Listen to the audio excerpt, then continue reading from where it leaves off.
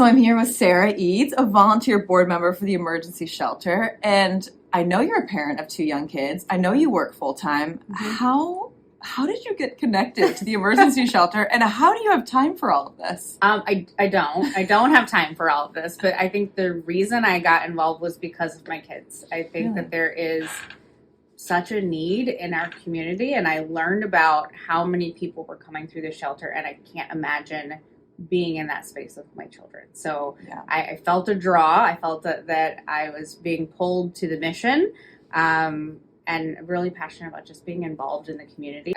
Being in that space and having my children, I think everyone deserves a home. It's a human right to be able to have a home. I think I stole that from you. Yeah, you stole that? Teed that up, right? Yeah.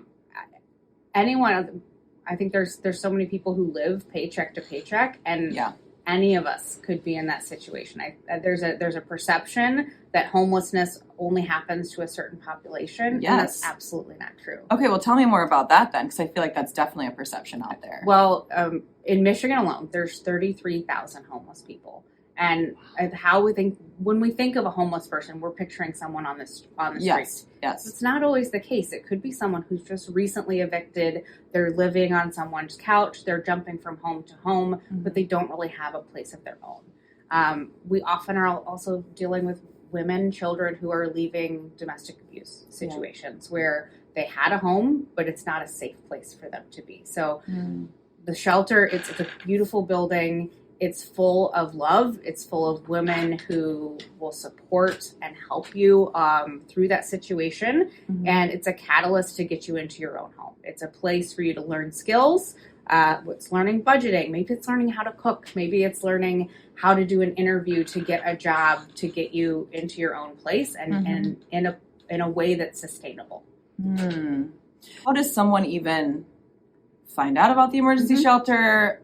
You know, I imagine if someone is experiencing that, they're in crisis mode. They don't know where to go. If people who are at risk of homelessness. So I have a home now, but I'm about to be evicted. Sure. I can't pay my light bill. I can't pay my heating bill, which is really important, especially in Michigan. When it's cold outside. There are programs and case managers who can help support those situations. So the goal is always to keep people housed. Right. Yeah. So do you work with the department then, like Health and Human Services? Because I feel like they have some some programs when I was there for my BSW that kind of would pay a light bill or a heating bill. So we have a number of federal grants through HUD, which is Housing and Urban Development. Okay. We also have state grants that are associated with HUD. So there's 5 main grants that we work with through both state and federal governments, but a lot of it is private funded. So we get grants from private organizations and really from our community. So we have fundraising events. The coldest night of the year is the one that's coming up in February. I know that you walked for us last year. I know, but I love the idea of that event, February 28th, right? When it's terrible outside, coming together as a community to actually experience cold for a very limited amount of time and to think, put yourself in someone else's shoes, as opposed to being at a cozy event space and raising money for it. Last year was our first year, so this is second annual. And essentially we have team captains. They fundraise up into the event, and then it's a 5K or 2K where you're really walking on the coldest night of the year and feeling what it could be like for you. And like I said, it's a lot of people live paycheck to paycheck, and it could happen to any of us. So knowing that there's a support system out there and being able to contribute to it, I think it's really important for our community. A lot of people do live paycheck to paycheck. Absolutely. And a lot of people don't even have to think about what that would be like. And so I think that there's probably a misconception of a maybe stereotype of who would need services like this. Someone who's not actively participating in society, maybe negative things. And I just feel like that can't be true. No. A lot of people who are homeless have jobs. A lot of people who are homeless are still contributing. They're still working, but it's not enough to pay for, if it's a single income family with children, to pay for childcare so that you can go to work. Yes. It's not enough to stretch to be able to to provide what you need to provide for your family. Yeah. And I think ESS is a catalyst in helping people to get the skills that they need, or bridging a gap. Mm-hmm. Bridging a gap to be able to find resources, find better life skills. So what's the kind of like the average stay? It's temporary housing. Yeah. The intent is that you work with your case manager, but it can depend on that individual and on that living circumstance. But Yeah. I would say we have 28 beds. We're almost always full. Yeah. So it's a situation where we're pushing people into their own subsidized housing. And then from there, we continue with case management through other programs. So you don't just, you stay connected to the people that came through for a Absolutely. certain period of time to Yes. make sure that they're still feeling they're in a stable place. Yep. Okay, I don't even know if you would know the answer to this question, but like, I feel like housing prices have soared and it's been a lot more difficult for young people to own homes. Rent is really high. Have you seen that affect the community at all? I mean, I think there are a number of different factors that contribute to why we have that need. Whether that's they're getting less support from the government, they're unable to find a steady job. Mental health plays a big factor in this. If someone is not in a place where they can take care of things, paying a bill, that's too much for me. So working through some of those factors can really help to alleviate the problem. Yeah. And mental health. I love mental health. It's my jam. And I think that there can sometimes, even we've made a lot of progress on mental health and awareness of it, but there's still sometimes a stigma of it doesn't affect these people, right? And I will tell you that mental health struggles affect every race, every social class, everything across the board. And I think maybe the upper class sometimes have more resources available. Safety net. Yeah, they have safety net. Yes, I think I'm from a family where I'm very lucky that I know that if I were to lose my job, if I were to destroy my savings, if I were in a situation where I didn't have a place to go, I would have a place to go. I have family that would be able to step in and support. Not everyone has that. Right. So you talked about, government funding has changed and that can affect some people directly, not everyone. But I think Social Security, I think disability, and people rely on that. Like they plan for that. They don't have any other options. It's a nonprofit, so you are very much tied to funding. Very much. I asked you what your marketing budget was and you guys laughed and were like, there's no marketing budget. It's all, based on the community. We're bootstrapping it. We're definitely, we are a volunteer board. Yes. Yes, we are, and so much respect. And it is a lot of the work that happens from a marketing perspective happens from our board. A lot of the financial support and analysis there, making sure that the store keeps running. We have 3 pillars of ESS. I think people tell me about that. people think about ESS. Everyone thinks about the shelter, which is really our guiding light. It's our North Star. But we also have the connection, which is our administrative offices, and they are the ones who help people who are at risk. And really, that is a huge portion that I think people don't even realize that I we didn't do. Even realize that. Because the focus is, oh my goodness, these people don't have houses, but how about these people who may not have a house tomorrow? So the idea is to keep people where they are. Yeah, preventative work. Yes. And then we have the resale store. So the resale store is sort of like, it serves 2 purposes. One, it provides goods to the community for people who cannot afford to go to the store and buy something new. And our clients go there. So once they get a home, once they're placed in subsidized housing and they have a home, they have nothing. They don't have a couch. They don't have a dresser for their children. They may not have clothes to put in that dresser. So we provide that at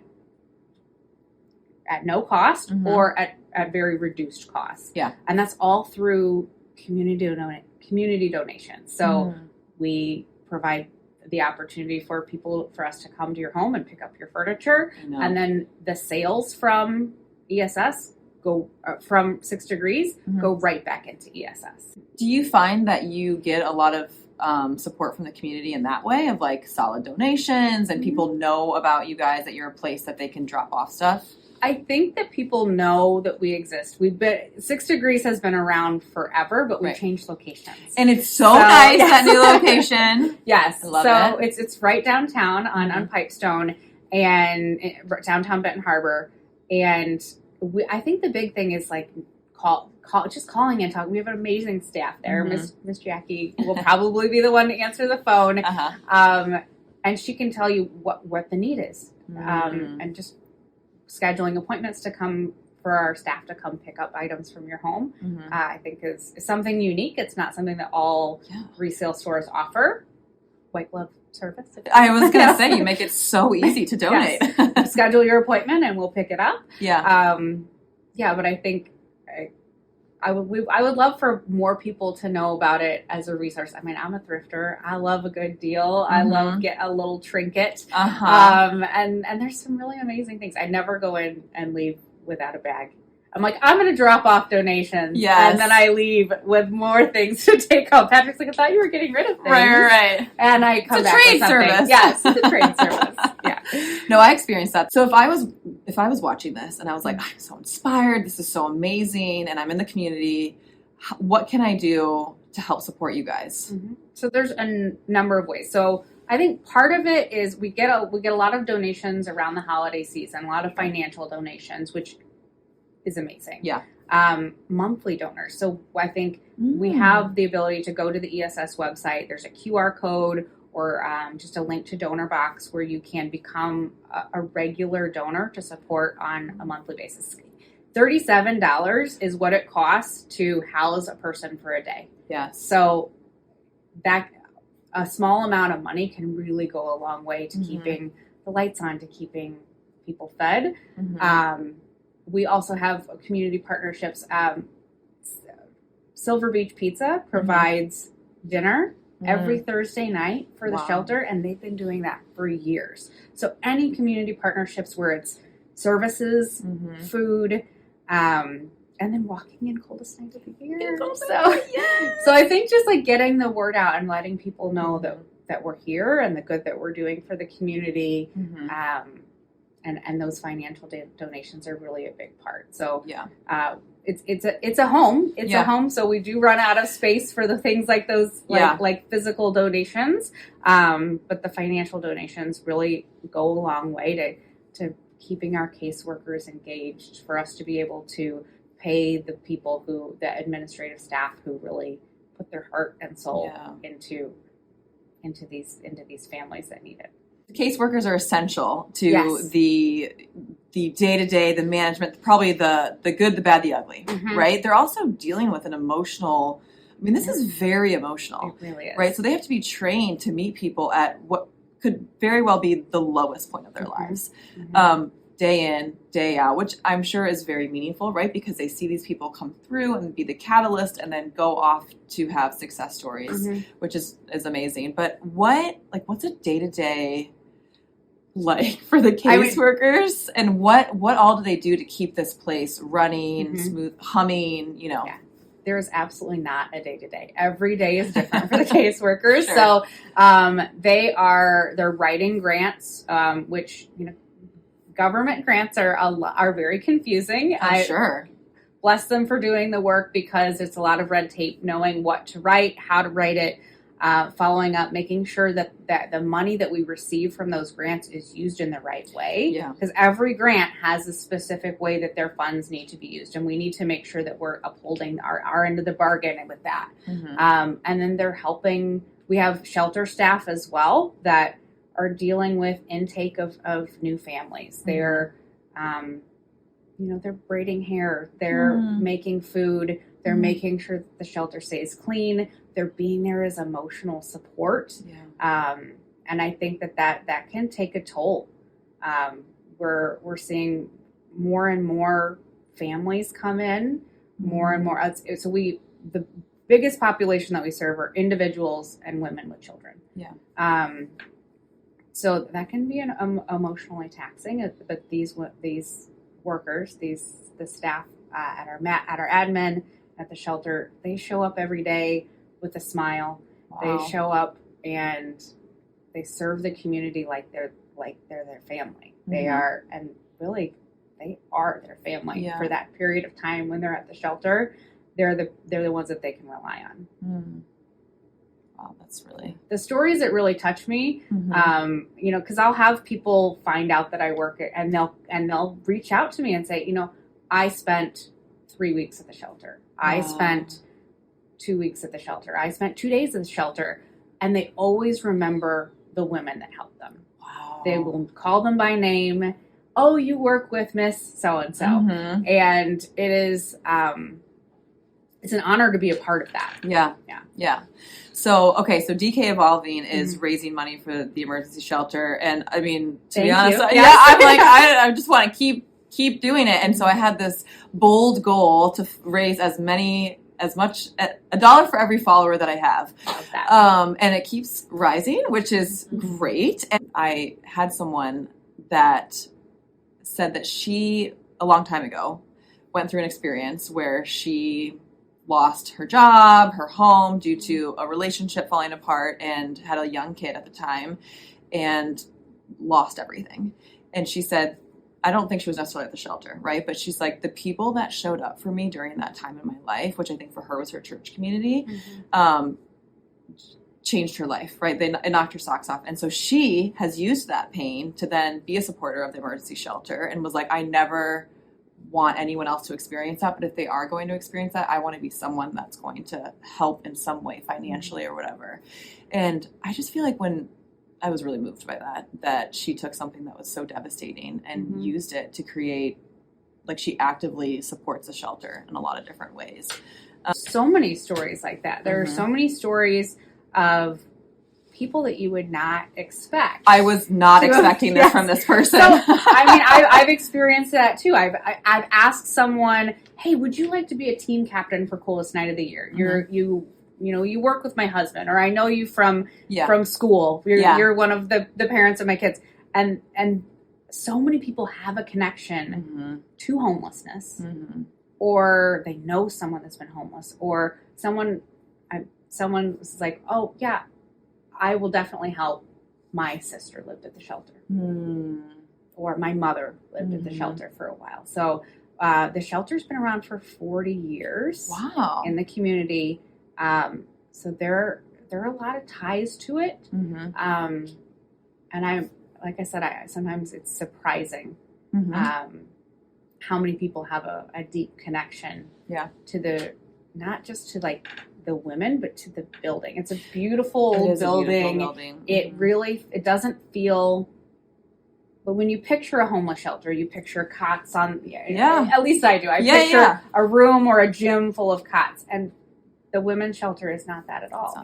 It's a home. It's a home. It's a family. They make meals together. The families make meals together. They spend time together. They make connections. They go to, group mental health sessions. They go through the learnings together. Yeah. Well, and I am really passionate about groups. I started doing groups this last year, and because I was so sick of kids saying the same thing and me being like, I promise you're not alone in all of this, And I was like, if I just get you guys in a room, you would finally trust me when I say you're not the only one experiencing this. So I think about kids that are going through, because what's the percentage of kids at the shelter? Isn't it like 40% or 45% are kids, which of course breaks our hearts as moms.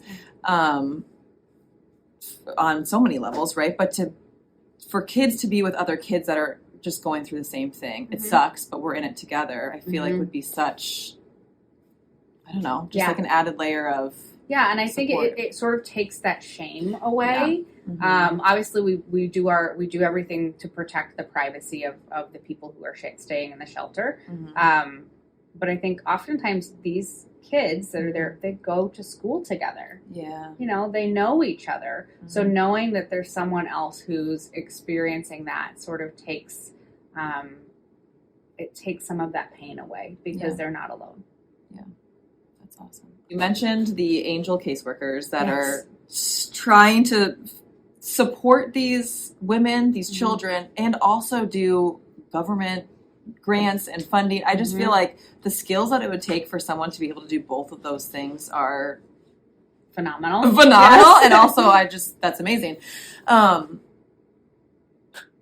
Dream scenario. If you guys just like had someone that was like, we're just gonna give you so much money, right? I'm trying to think of a way to ask this question of like, is there a world in which that you guys could not have to deal with all of that? So that not as much of the government side of it, so that the funding came from the community in a way that the caseworkers could put more of their energy and time into supporting the family or expanding and having another shelter. Like, what's the dreams that what are you dreaming about at the emergency shelter? Oh my gosh, this would be a great, I'm sure that my executive director would be like, I do this with the money, I do this with the money. But I think for us, it's really just about being able to reward the caseworkers that we have. Maybe that's with additional finance, nonprofit work. You're not making that much. I would love to be able to reward them in different ways, but also to take some of the work off of their plate and have more support, more caseworkers. Yeah. More caseworkers means more help. Yeah. Funding's been incredibly tight. And I would love to be able to enhance their compensation and show them how much we appreciate everything that they do. What is the fundraising goal for Coldest Night of the Year? And is that your fundraising goal for does that fund the whole year? No, I would say that the Coldest Night of the Year keeps the lights on. It keeps, it just helps alleviate some of the stress of what if we don't get a government grant next year? Yeah. Because that's a real fear. Yes. And something we experienced. We had delays this year, and we were okay, if we don't get this grant, we're 2 months away from not being able to continue support. We rely so heavily, or we budget based on the grants. So we would like the point of Coldest Night of the Year is to have a buffer. Yeah. Is to have some breathing space in the what ifs. And we have an aggressive goal this year. What is it? I have to know. I want to double what we did last year. Okay, what did we do last year? So last year our goal was $20,000. Okay. And we did $19,855. So we were so close. So we're calling it 20. Yeah. And it was our first year. Yeah. We had such amazing support from our team captains, from the community. I mean, we put on that event. Our team put on that event with no marketing budget, no food budget, but we fed 92 walkers. We fed 42 volunteers with donations from the community. And if we can do that, we can do great things. Yeah. Yeah. I feel like there is, people want to get behind something that's meaningful, but when you're doing nonprofit work, and like I said, you're a mom, you work full time, and this is a volunteer position, which is everyone on the board, right? It's just, you can only do so many things, right? And I think that we can sometimes feel like there's too much, it's overwhelming, right? Yeah. But if we can get the word out there for people, I think they can latch on to this idea, and that's what I wanted to do this interview, right? Of tell me what you guys are doing, because if I know what someone is doing, I'm like, here's all my money. Yeah. Not all of it, but a lot of it. Well, I think the more people, the more support. Right. So if you think about, if you have 10 team captains and each of those team captains recruit 5 people to walk on their team. Yeah. And each of those 5 people reach out to their 5 friends. We've made our goal. Yeah. So the goal is 40,000. The goal is 40,000. So we're going to make 50. Let's do it. Yeah. It's funny because I feel like when you break it down like that, that's why I did the goal for $1 for every follower. And I'm only at $13.50 right now. But that's a great goal to achieve, right? Or a great fun thing. But I was like, if everyone gave $1, right? Or your latte order, which is $8 right? these days. I wish it were still $5. Yeah, I was almost at $5, and then I caught myself. I was like, you know what? Actually, with that oat milk edition, it's $8, and then of course I have to tip the baristas. So it's nothing. It's literally nothing. Yeah. And I think we're in a community that is very blessed. there's a divide There's always. disparity, yeah. But there is disparity for sure. But like, it can be someone's Amazon order versus, you know what I mean? Don't go out for pizza on Friday. Mm-hmm. Take that $40 and give it to someone so that another family can have that opportunity.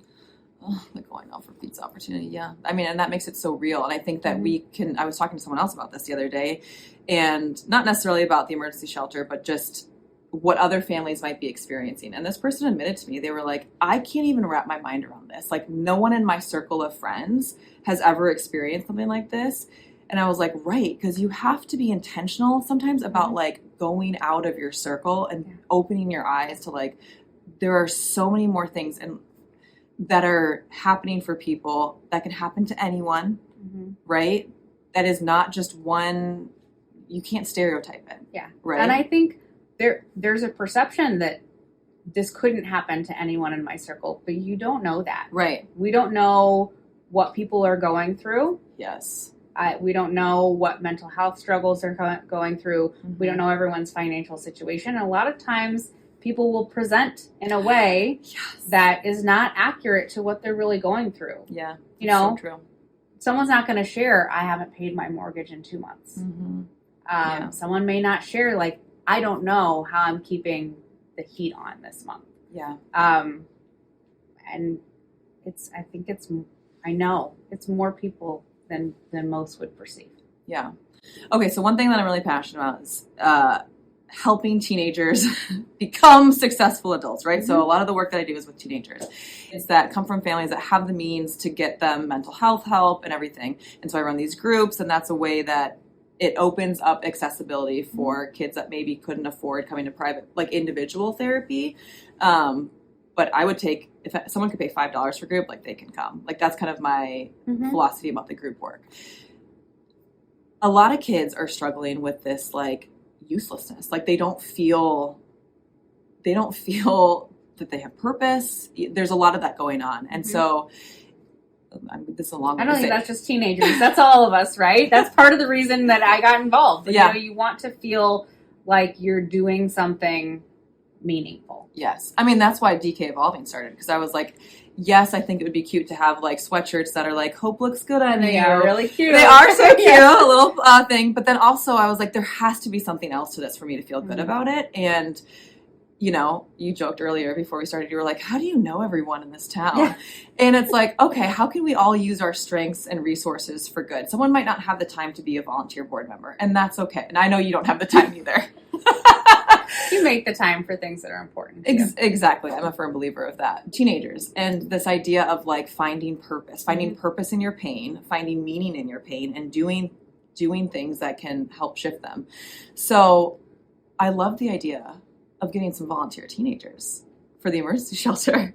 Yeah. What would that look like? Like if people wanted to volunteer, maybe they didn't feel financially like they could contribute. Yeah, absolutely. What could they do on like the ground, like with their time that would be helpful for the emergency shelter?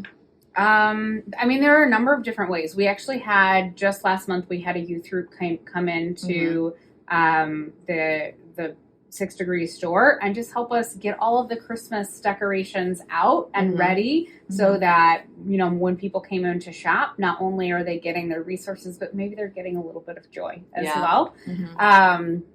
So that was super helpful. I think just connecting, there's a link on the ESS site where you can reach out to admin and they can help determine what's the best. We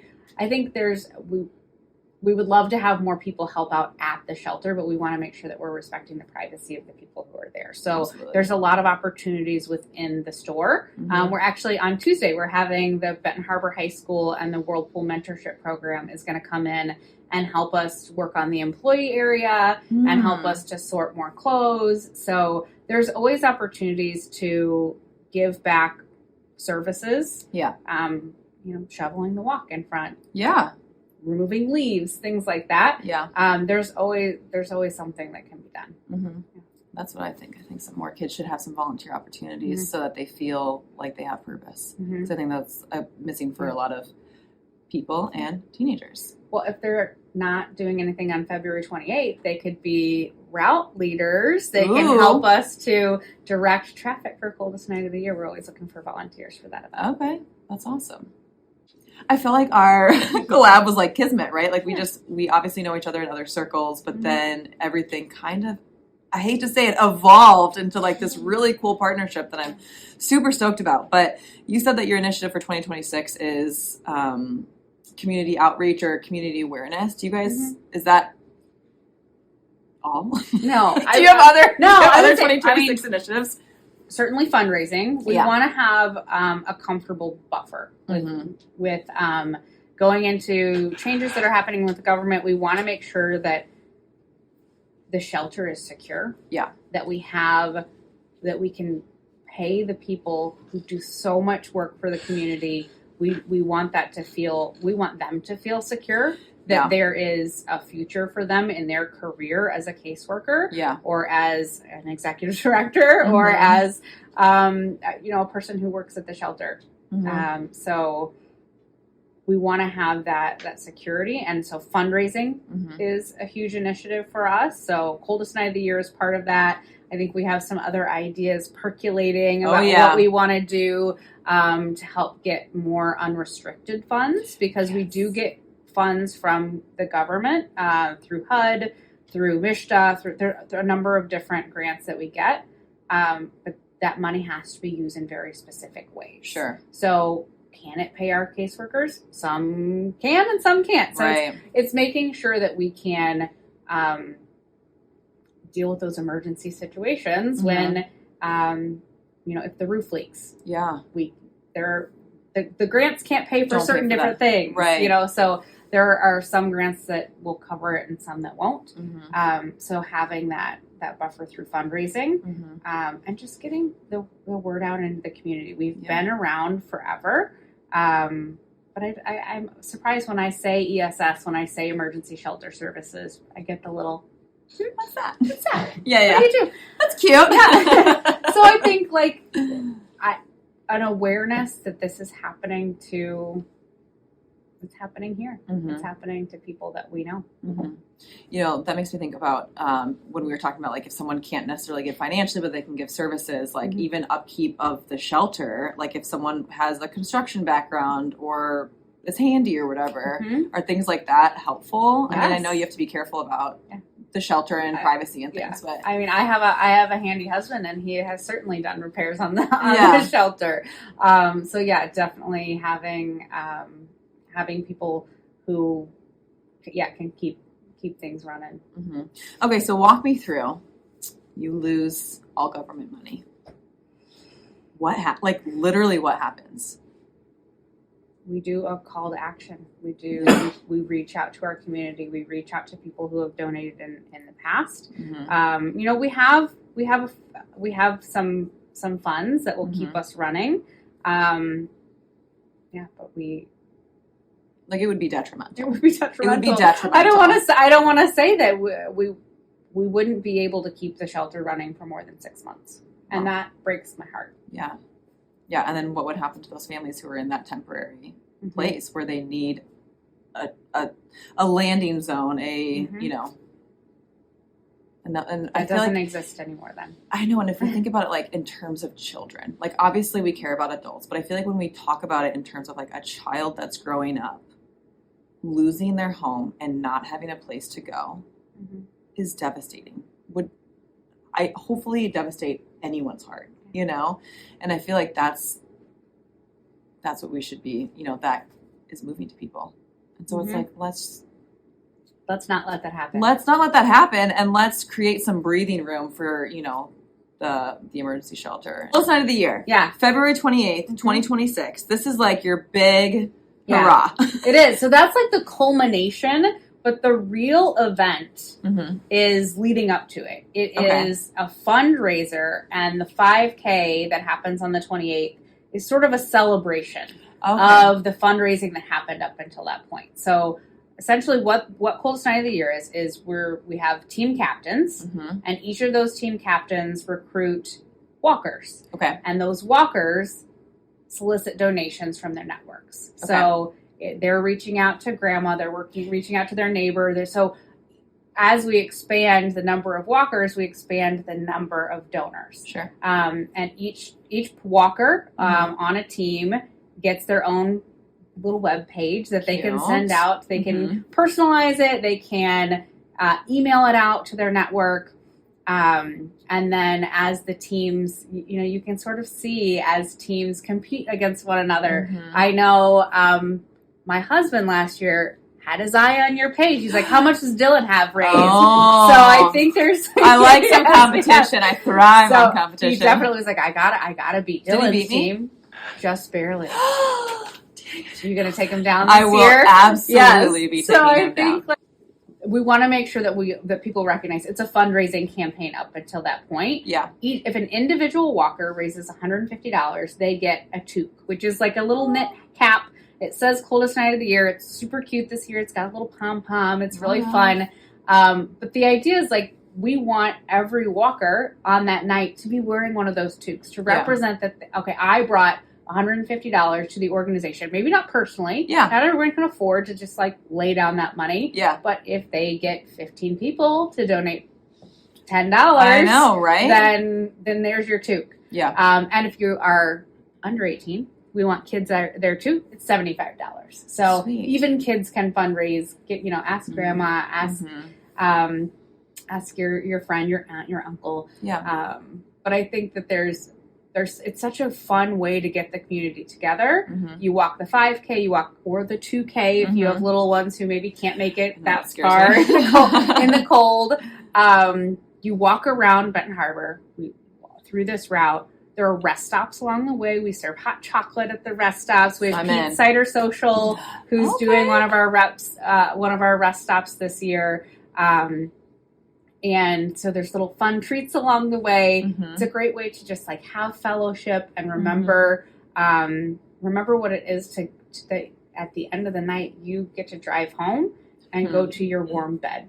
Yeah. And recognizing that not everyone has that opportunity. As we were preparing for it last year, I was obsessed with this idea of home, and I was asking everyone, what does home mean to you? And I asked my boys. So Frankie, my little one, started naming off all his things. Home is where my stuffies are. Home is where my toys are. But what really resonated with me was my sweet son, Eston. And he said, home means being loved. And everyone should have that feeling. Everyone should have a place where they feel loved. And the shelter is that for so many families in this community. And I think it's a right. Everyone, there's a saying that in the coldest night of the year community that everyone, that somebody that's on the street is somebody's somebody. That is that person is someone's mom. That person is someone's brother. And maybe they just went through something awful. Yeah. One event, one mental health crisis can put someone in a position where they can't handle day-to-day life. Yeah. Or they can't go to work. Or maybe they want to go to work and there just isn't work for them to go to. Right. Yeah. Or maybe they are going to work and it just isn't enough to keep the lights on. So I think that the community showing up in a way and believing that they can have an impact on somebody is such a big deal. Having the $37 a day, makes it so tangible, right? Of like, it's just $37. I mean, if you paid that every day, it would be a lot, but it just makes it so, I don't know. That's one Christmas gift. If you could say like, okay, does my son, so don't listen, Eston and Frankie, does my son really need another Christmas gift? Or could I house another child for a day? Feed them, clothe them, make sure that they, on Christmas, wake up in a bed. That's a big deal. Yeah. Yeah. Well, when you think about that, because it's temporary, one extra day could be life-changing. It could be the day that they then can, that buffers or reduces the time that they're in this limbo space. They're in a limbo space that's safe and warm and comforting and resources and things like that. Yeah. Yeah. That's why one of the things we're really afraid of is our kids living in this bubble, the St. bubble, and I know that it can happen to anyone, right? But because the perceptions that we put out, you just really don't know unless, maybe in my line of work, I might know a little bit more than the average person. But like, how do you raise your kids to care about this stuff? And you bring them to events, like you bring them to events, right? And like teenagers, and like, get out of your heads, get off your phones, and like, let's actually do something real. Yeah. You have them walk on a very cold night. Yeah. And tell them. And I think we have good messaging, and they learn about ESS while they're there. They get their popcorn, they get their hot chocolate, they get a nice Essentials. Warm meal at the end of it. That's, wow. We serve a meal in celebration of ending the walk. But they hear these stories. They get to talk to people from the administrative office and hear a little bit about what it could be like if they weren't born into the family that they were born into. Yeah, because I mean, you don't get to choose that. We're all, yes, that's so true. Like, I might be in the position that I'm in. That might be, some people might think it's very fortunate. It is very fortunate. It is very fortunate. I was born into a very fortunate position. Yeah. Even always get in this habit of like, oh, I don't have that, or I don't have that. And that's why I like families bringing this into into what they're talking about and what they're doing and actively doing it, because I hope my kids see us having the conversations of like, we're going to say no to that because we really don't even need that. So we can say yes to someone else who desperately needs something. Yeah. And I will say a proud moment is my son and I were driving by Walmart, and there was someone that was out on the street asking for money. And we gave him money. And of course, I know that there were probably 10 million other things that we could have done, but we gave him money, and my son handed it to him, like touched his hand. And then we drove away, and he goes, Mom, we should have given him the Pringles that we had too. And I was just like, I don't know. Like, that moment meant so much to me. Yeah. Yeah. And so this awareness. Yeah. And it's our responsibility as parents to be the representation, to be the example of how we should treat others. And I think I've had similar moments with my son, Eston, where he, has said, oh, is that, he knows that I'm on the board and he sees someone homeless. He's like, why don't you get them in the shelter? I'm like, honey, I'm trying. Yeah. I am trying. The work that I do may not directly put someone in my car and drive them to the shelter. But it makes an impact. It allows there to be a shelter to go to. Yeah. And I'm a very small piece of the puzzle that, I'm a volunteer board member, our executive director, our caseworkers, our admin staff, all of the people that really touch the lives, they're the ones that deserve all the credit. And I am honored to be able to help and be a support to them. Yeah. Well, I think that's truly, if everyone gives a little bit of something, it creates a actual big impact. It really does. Damn, so good. I'm so inspired. Yeah. Thank you guys for doing everything that you're doing.